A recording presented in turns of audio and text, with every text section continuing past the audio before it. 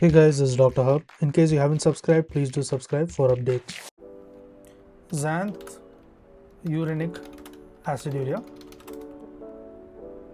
So first step here is the tryptophan. So tryptophan is converted to the 3-hydroxykynurin. Kynurin, and this kynurin is converted to the 3OH. The 3OH antranilic acid, and this is further converted to the niacin. So tryptophan to the OH kynurin to the 3OH antranilic acid to the niacin.